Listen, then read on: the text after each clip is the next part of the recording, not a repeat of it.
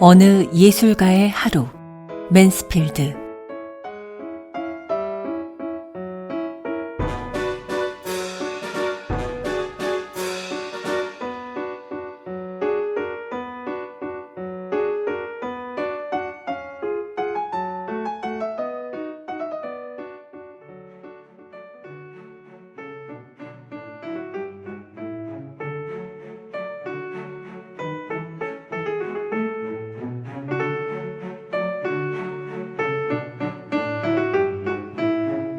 그가 세상에서 무엇보다 싫어하는 일이 있다면 그것은 아침에 자기를 깨우는 아내의 방식이었다.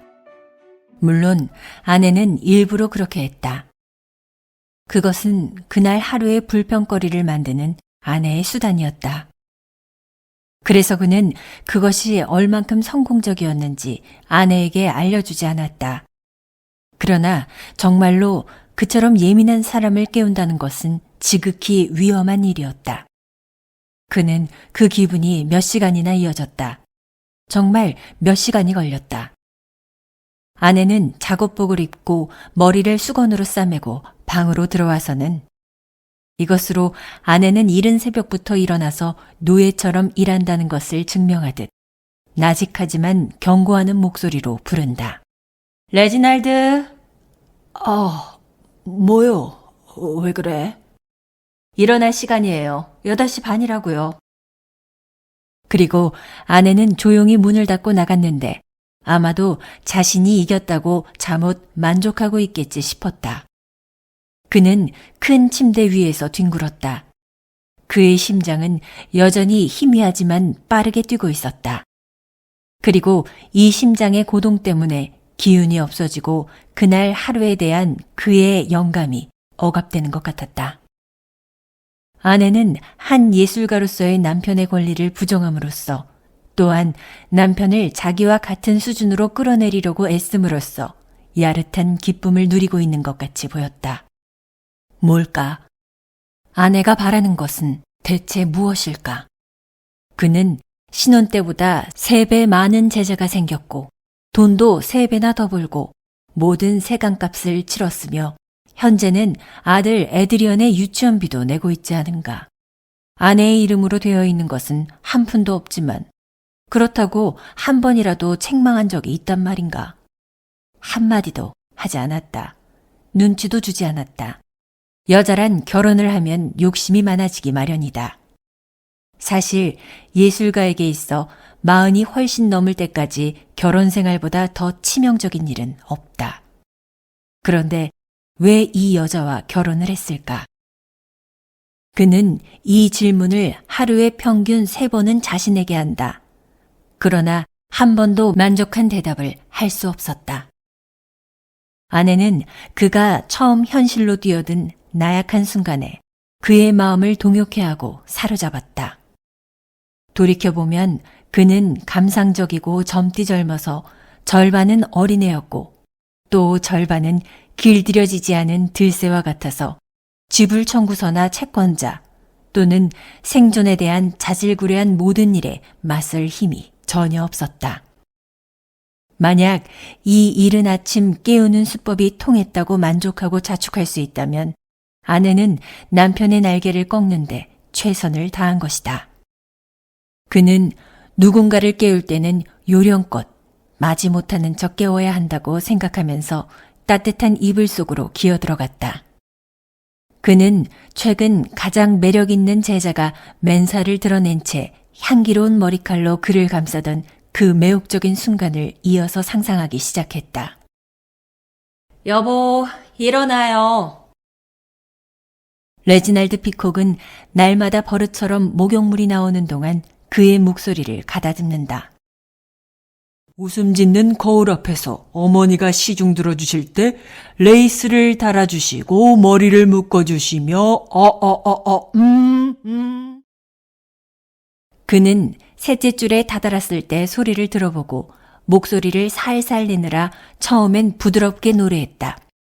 가끔 생각하시지. 이 철부지가 시집을 가게 되면? 이 시집을 가게 되면이란 말에서 그는 너무 큰 소리를 내서 욕실 선반 위에 달린 거울이 떨어지고 욕조 수도꼭지에서도 올해와 같은 박수가 쏟아져 나오는 것 같이 생각되었다.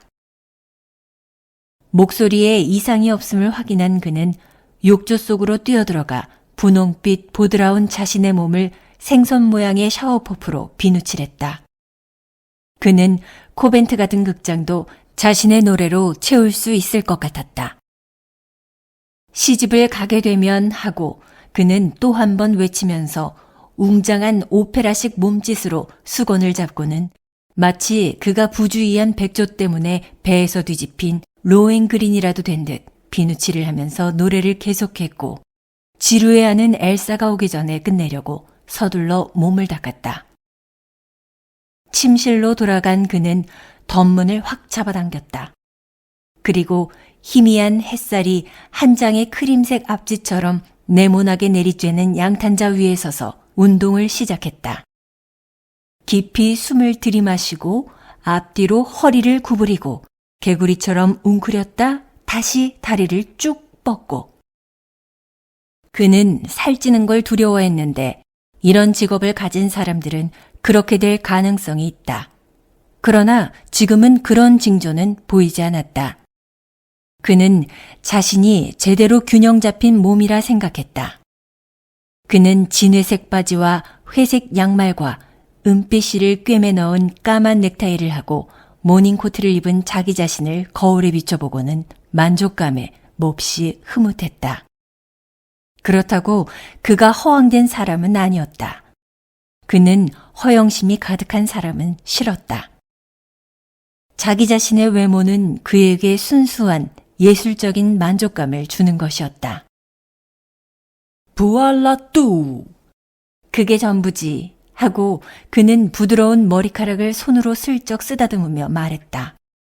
훅 내뿜는 담배 연기처럼 가볍게 그의 입에서 튀어나온 그 짤막하고 쉬운 프랑스 말은 어제 저녁 어떤 사람이 그가 정말 영국 사람이냐고 재차 물어보던 일을 생각나게 했다. 사람들은 그가 어떤 남쪽 나라 혈통을 갖지 않았다고는 믿기 어렵다는 듯한 표정을 지었다. 사실이었다. 그의 노래에 담긴 정서적인 음색은 영국인의 그것은 조금도 없었기 때문이다. 문 손잡이가 덜컥 빙그르 돌아갔다. 에드리언의 머리가 쑥 들어왔다. 아빠, 식사하세요. 알았다. 에드리언은 바로 가버리려고 했다. 에드리언? 네, 아빠. 아침 인사를 해야지. 몇 개월 전에 레지날드는 매우 기품 있는 가족과 주말을 보낸 적이 있었는데 그 집에선 아버지가 아침이면 아들들과 얼굴을 마주하고 악수를 했다. 레지날드는 그런 습관이 멋지다고 여겨서 즉시 그렇게 했지만 에드리언은 매일 아침 자기의 아버지와 악수를 하는 것이 아주 쑥스럽다고 생각했다. 그리고 왜 아빠는 내게 언제나 노래하듯 말하는 걸까 하고 생각했다.